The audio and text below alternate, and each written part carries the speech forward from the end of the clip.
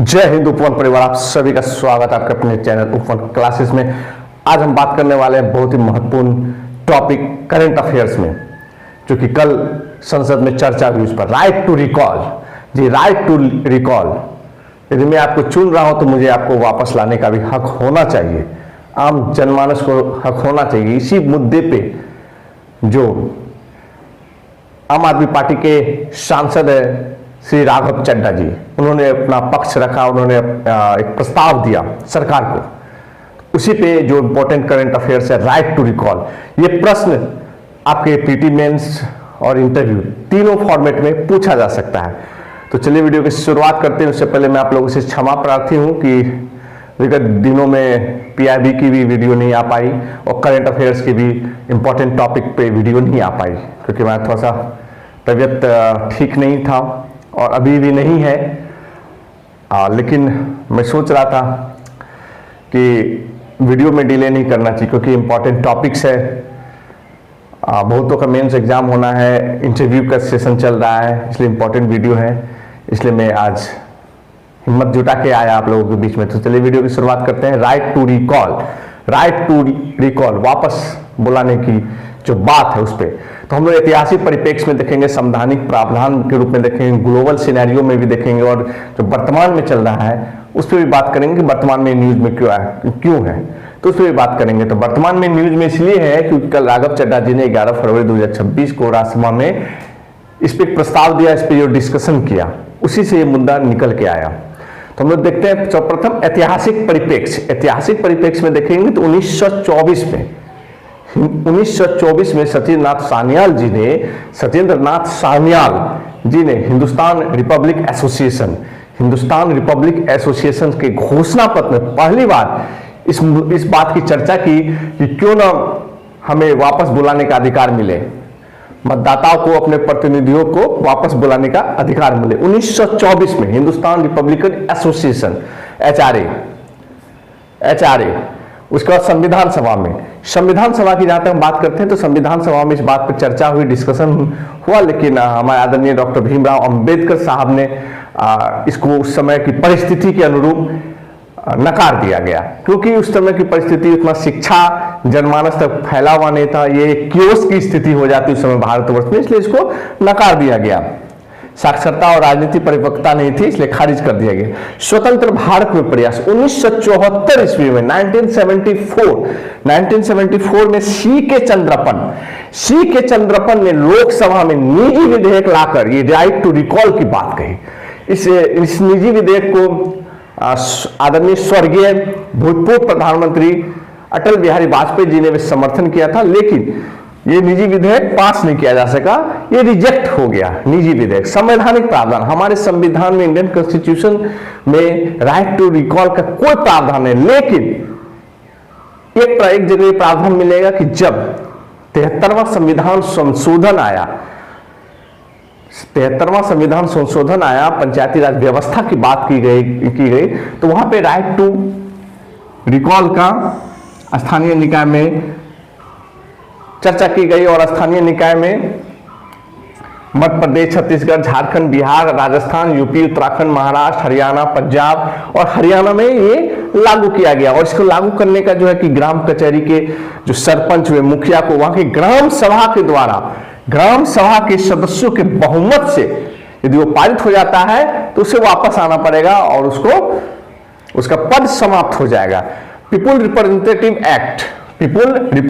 Act 1951 में केवल अपराध या अयोग्यता के आधार पर पद खाली करने की बात है। राइट टू रिकॉल की चर्चा पीआरए एक्ट 1951 में भी नहीं की गई है।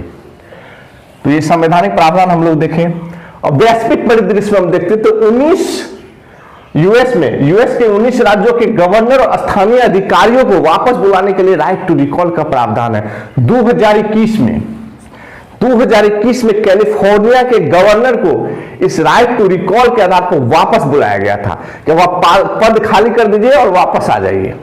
ठीक है। स्विट्जरलैंड, यहाँ के कैंटन वहां के राज्यों को बुलाया था, यहाँ के कैंटन में यह पुरानी, वहां पे प्रत्येक राज्यों में ये लागू है राइट टू रिकॉल। स्विट्जरलैंड में, Venezuela, Taiwan, Bolivia, Canada, Germany के कुछ हिस्सों में राइट टू रिकॉल लागू है। अब हम लोग देखते हैं कि वर्तमान परिदृश्य में जो कल मुद्दा उठा राज्यसभा में राघव चड्ढा जी के द्वारा, तो ये वर्तमान परिदृश्य में इसकी पॉजिटिविटी क्या है, निगेटिविटी क्या है। पॉजिटिविटी इस बात के लिए है कि यदि जनता हायर करती है तो जनता फायर भी कर सकती है, लेकिन कम से कम यदि ये जो राइट टू रिकॉल आएगा तो जनता के लिए पॉजिटिव इस मायने में है कि उसका काम बहुत तेजी से होगा। इस परिदृश्य में इसको आप लीजिएगा कि काम बहुत तेजी से होगा, सुझाव है, निष्कर्ष है, तो ये एक्ट बहुत अच्छा होगा। लेकिन आप तो जानते हैं कि सभी एक्ट का जो चोर होता है ना, वो दरवाजा खोल लेता है भैया। तो इस एक्ट का जो एडिशनल बर्डन है, अब मान ले कि आप गए, कूल ऑफ पीरियड आपको नहीं मिला होगा कि नहीं भैया आपको 2 साल काम करना, 2 साल में आपको वापस नहीं बुलाया जाएगा। मैं निष्कर्षतः बता रहा हूं, कंक्लूजन के पार्ट में बता रहा हूं कि यदि पॉजिटिव और निगेटिव में आप देखेंगे तो निगेटिव परिप्रेक्ष्य ये होगा कि आप गए और काम नहीं किए, जनता को लगा 6 महीना में काम नहीं किया मेरा, वापस बुलाओ, तो एक्स्ट्रा एडिशनल बर्डन हो जाएगा भारत निर्वाचन आयोग पर। वैसे भी चुनाव कितना खर्चीला हो गया है अभी के दौर में। दूसरा कि आप जो है representative would keep spending lots of money just to please people, और जनता को लगेगा अरे भैया हम तो 6 महीने बाद वापस आ जाएंगे, तो वो क्या करेगा कि जो है एकदम धुआंधार आपको पैसा खर्च करेगा जनता को खुश करने के लिए, जनता को खुश करने के लिए मत की खरीद फरोख्त की संभावना हो सकती है। लेकिन इसमें एक बात, यदि आप कूल ऑफ पीरियड नहीं देंगे, सांसद हो या एमएलए हो, जो भी जनप्रतिनिधि चुन कर आते, कूल ऑफ पीरियड नहीं दीजिएगा कि 18 महीने, 2 साल, 2.5 साल तक आप आराम से काम कर सकते हैं। और जनता को भी, अब 6 महीना में कोई क्या काम करेगा भैया, शपथ ग्रहण होगा, बजट पास होगा, वो अपना योजनाओं को लिख के भेजिएगा, वहां से पारित होगा, इसी सरकारी प्रक्रिया में तो साल भर निकल जाएगा।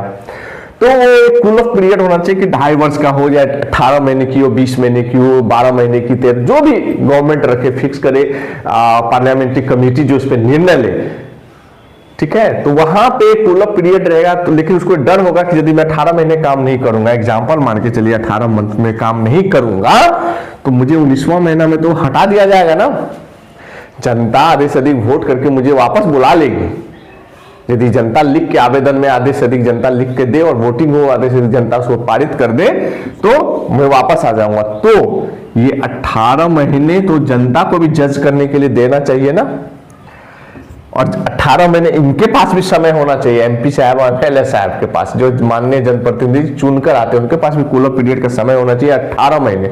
और ये 18 महीने में यदि वो काम नहीं करते तो आप ये राइट टू रिकॉल का उपयोग कर सकते हैं। इससे क्या होगा कि वो बेफिक्र हो जाएंगे, नहीं भैया 18 महीने तो है मेरे पास, और 18 महीने मेरे पास है तो मैं काम करूंगा, जो मेरी योजना है, जो मैं जनता से वादा किया हूं, तो मैं वो कार्य करूंगा और जनता के विश्वास पे खड़ा उतरूंगा, तभी तो मैं अगले जो नेक्स्ट मंथ है उस पर मैं 5 वर्ष तक कार्यकाल अपना पूरा कर पाऊंगा। और यदि ये 18 महीने कार्य होता है तो 5 वर्ष भी वो जनप्रतिनिधि काम करेंगे और अगले बार भी वो जीत के आएंगे, संभावना बढ़ती है।